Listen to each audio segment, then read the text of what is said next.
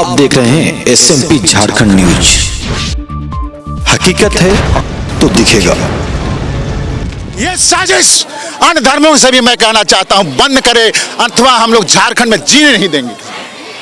जब हमको जीने नहीं देगा तो हम दुनिया को भी जीने नहीं देंगे। हमारे साथ क्रूर मजाक हुआ है।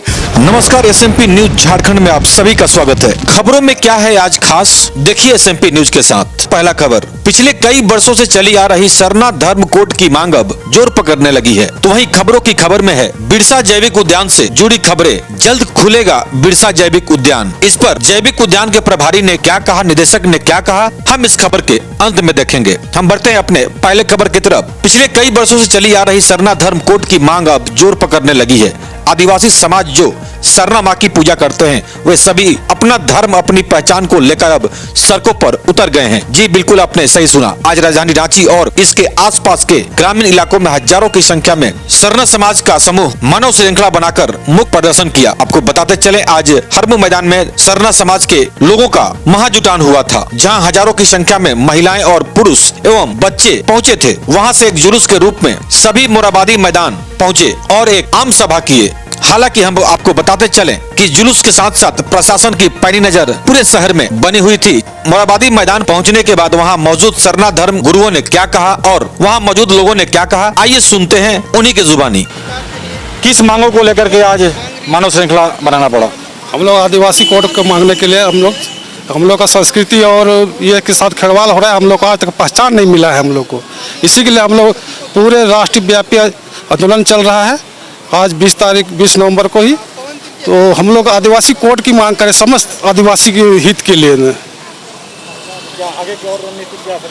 आगे जब तक नहीं सुनेगा तब तक हम लोग ऐसे ही अपना रणनीति हम लोग मानव श्रृंखला के द्वारा सरकार के कानों में हम लोग पहुँचाने की कोशिश करेंगे।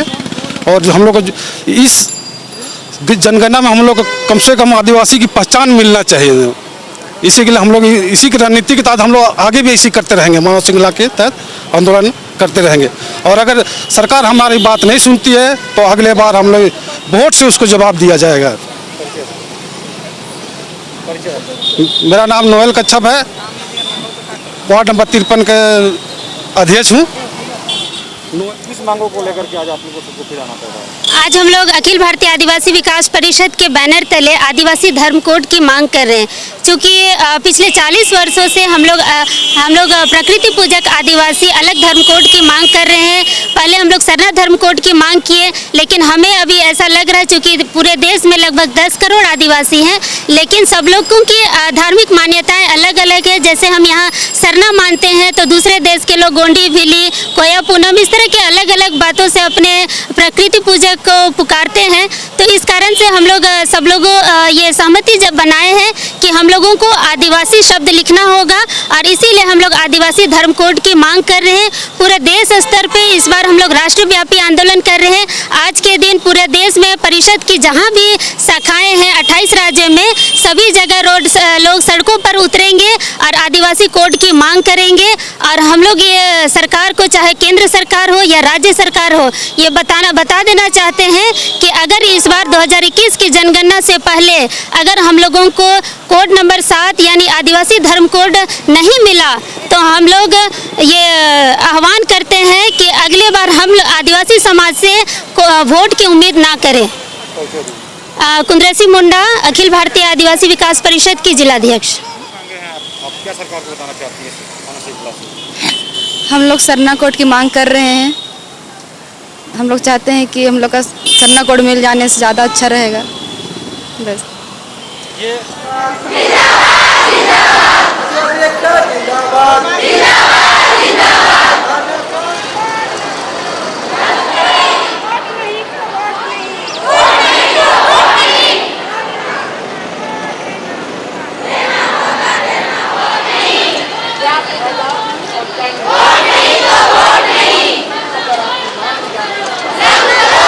हम लोग सरना कोड को मांग को लेकर मोराबादी पहुँचे हैं।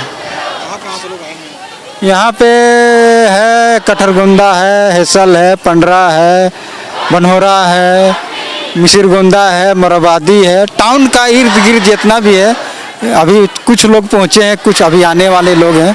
हम लोगों का डिमांड है कि सरना कोड हम लोगों को चाहिए, क्योंकि सभी धर्मों में सबका धर्म कोड है।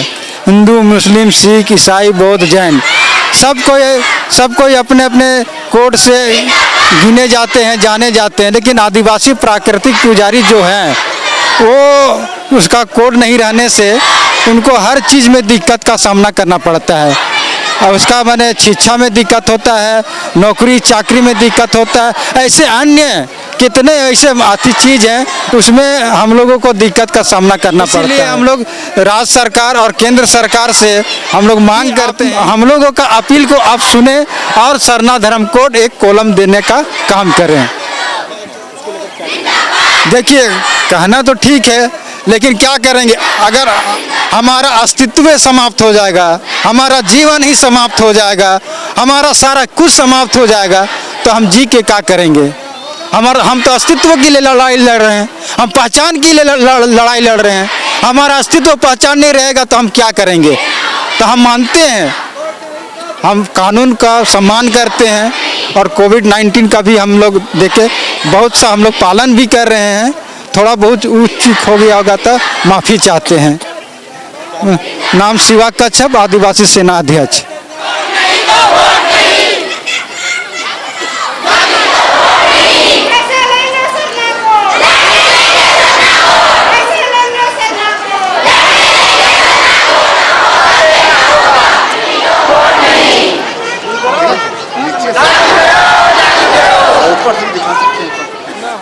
बवाल आपने देखा है, किसी के संस्कृति पर छेड़छाड़ करना एटम बम जैसा है। हम पर छेड़छाड़ हो रहा है, अतिक्रमण हो रहा है। अभी पिछले दिनों हमारे सरना का मिट्टी उठा के ले गया लोग, बाहर के लोग। क्या अतिक्रमण है?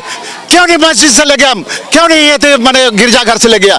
सरना संपत्तिवान है, हम लोग प्रकृति में जीते हैं, हमारा जंगल जमीन जगह है, उसको लूटना के साजिश है, एक तरह साजिश किया जा रहा है। ये साजिश अन्य धर्मों से भी मैं कहना चाहता हूँ बंद करे, अथवा हम लोग झारखंड में जीने नहीं देंगे। जब हमको जीने नहीं देगा तो हम दुनिया को भी जीने नहीं देंगे। हमारे साथ क्रूर मजाक हुआ है। आज हमारा लोग को अड़ो बड़ो किया जा रहा है, धर्मांतरण किया जा रहा है। एक अच्छी बात है क्या? हम भारत के मूल निवासी है, जब से हम पैदा लिए हैं तब से मेरी अपनी संस्कृति को हम चाहते हैं बचा के रखना। स्वर्गीय कार्तिक उरांव और तमाम हमारे अगुआ लोग ने हमको पाठ पढ़ाया है। और अब मैं किसी भी कानून फानून के परे बात करूंगा। अगर हम लोग को नहीं मिला तो झारखंड में ऐसी कि तैसी पूरे देश में हम लोग आंदोलन करने की तैयारी कर रहे हैं। मैं डॉक्टर कर्मा उरांव इस मुहिम का अग्रणी सदस्य।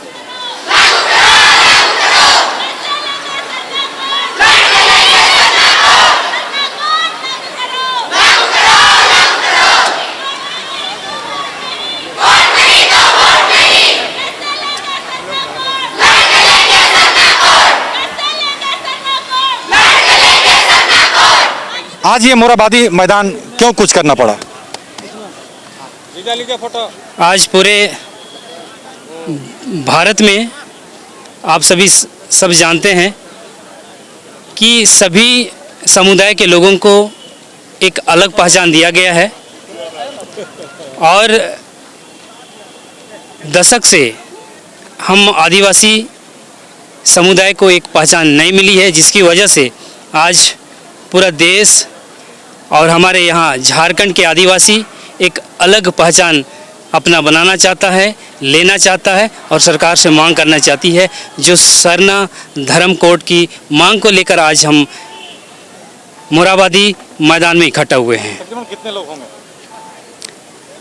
आज पूरे झारखंड राज्य में अलग अलग सभी ज़िले में महारैली के रूप में निकले हुए और यहाँ रांची के इर्द गिर्द जितने भी गांव टोले मोहल्ले हैं, प्रखंड है, पंचायत है, सब जगह से लोग आकर के लगभग 40 से 50 हज़ार की संख्या में यहाँ हम मोराबादी मैदान में स्थित हैं।